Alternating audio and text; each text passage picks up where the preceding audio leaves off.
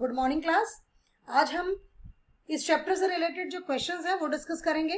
पहले मैं आपके कुछ इंटेक्स्ट क्वेश्चंस डिस्कस करूंगी। सबसे पहला क्वेश्चन है हमारा, did Dobereiner's triad also exist in the column of Newlands law of octaves? Compare and find it out. We know that, हमें पता है कि हमने जो डॉबर्नियर ने जो हमें ट्रायड्स दिए वो 3 ट्रायड्स दिए। उसमें पहला जो था वो था लिथियम, सोडियम एंड पोटेशियम। दूसरा था स्ट्रोंशियम, बेरियम एंड कैल्शियम का। और एक था नाइट्रोजन, सल्फर एंड आर्सेनिक का। सो इन ट्रायड्स में से हमें ये देखना है कि क्या इन ट्रायड्स में से न्यूलैंड लॉ ऑफ ऑक्टेव्स में भी कोई ट्रायड्स एग्जिस्ट करे। इसका आंसर है yes. डॉबर्नियर triads did exist in the column of Newlands law of octaves. For example, lithium, potassium, sodium constitute a Daubernier triad and also capped in the second column of the Newland law of octaves. तो इस question का answer ये होगा कि yes, डॉबर्नियर triad exist करे Newland octaves में, और जिसका आंसर है lithium, potassium and sodium. Question number 2, what were the limitations of डॉबर्नियर classification? डॉबर्नियर की क्लासिफिकेशन की लिमिटेशंस क्या थी? बहुत अच्छे से पता है हमें कि डॉबर्नियर ट्रायड्स की लिमिटेशंस क्या थी, कि they were not applicable for very low mass और very high mass elements, कि दोनों के लिए ही एप्लीकेबल नहीं थे, ना तो लो मास वालों के लिए और ना ही हाई मास वालों के लिए। Second point, all the elements could not fit into डॉबर्नियर triads. उस मोमेंट पर जितने भी एलिमेंट्स डिस्कवर हुए थे वो एलिमेंट डॉबर्नियर ट्रायड्स में हम फिट नहीं कर सकते थे। और थर्ड पॉइंट है, as the method to calculate atomic mass improved, Daubernier triads validity began to decrease. For example, fluorine, chlorine and bromine का अर्थमेटिक मीन अगर हम लें फ्लोरीन और ब्रोमीन का, तो क्लोरीन के मास के इक्वल आना चाहिए, लेकिन वो इक्वल नहीं आता है। तो this is about the answers of these questions, और आपको इन तीनों क्वेश्चंस को अपनी कॉपी में सॉल्व करना है। अब हम कुछ आगे के क्वेश्चंस करेंगे। पहला क्वेश्चन है, use Mendeleev's periodic table to predict the formula for the oxides of the following elements. अब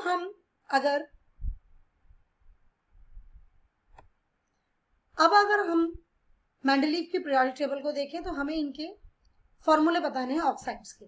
बेटा, पोटेशियम जो है वो ग्रुप 1 में रखा हुआ है, तो इसकी वैलेंसी 1 होगी, तो उस हिसाब से फॉर्मूला होगा K2O।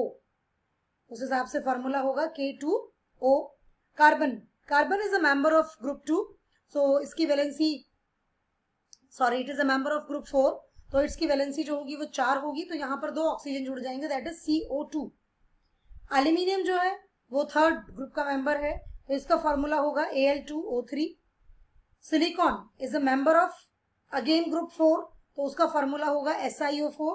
And barium is a member of group 2, तो बेरियम का फॉर्मूला होगा BaO। This is about the first question. ये हम मेंडलीव की पीरियोडिक टेबल से देखकर सॉल्व करेंगे। अगला क्वेश्चन है, besides gallium, which other elements have since been discovered that were left by Mendeleev in his periodic table? And the answer is very easy. Germanium and scandium is the answer. ये दोनों elements जो हैं वो बाद में discover हुए हैं। Question number 3, what were the criteria used by Mendeleev in creating his periodic table? तो इसका आंसर क्या है, क्या क्राइटेरिया यूज किया, वन बाय वन डिस्कस करते हैं। Mendeleev concentrated on various compounds formed by the elements with hydrogen and oxygen. Mendeleev ने concentrate किया बहुत सारे कंपाउंड्स पर जो कि हाइड्रोजन से और ऑक्सीजन से मिलकर बनते हैं। Among physical properties, he observed that the relationship between the atomic masses of various elements while creating his periodic table. और एटॉमिक मास को भी उन्होंने एक बेस बनाया अपनी पीरियोडिक टेबल को डेवलप करने के लिए। Now the last question, why do you think the noble gases are placed in separate group? Noble gases are placed in a separate group because of their inert nature, क्योंकि उनका nature कैसा होता है, inert होता है, and low concentration in our atmosphere, और हमारी atmosphere में उसकी कंसेंट्रेशन कम होती है। They are kept in a separate group called zero group so that they do not disturb the existing order. उन्हें एक बिल्कुल सेपरेट ग्रुप में रखा गया जिसको जीरो ग्रुप कहा गया, जिससे कि वो हमारे बाकी के ऑर्डर को डिस्टर्ब ना करे। बेटा, मैं इसका थर्ड क्वेश्चन डिस्कस करना आपसे भूल गई थी। That is what were the limitations of Newland law of octaves. तो इसकी क्या लिमिटेशंस है जरा सुनिए। Limitations of Newland law of octaves. पहला, Newland law of octaves applicable to elements up to calcium only. Calcium तक के एलिमेंट्स के साथ तक ही वो अपना लॉ ऑफ ऑक्टेव्स जो था, मतलब हर एक एर्थ एलिमेंट रिपीट करेगा प्रॉपर्टी, वो सेट होता था। दूसरा पॉइंट है, he assured that, he assumed that there are 56 elements in the nature and no more other element will be discovered in the future. उन्होंने ये मान लिया कि 56 एलिमेंट्स के बाद कोई और एलिमेंट डिस्कवर नहीं होगा। दूसरा ड्रॉबैक था।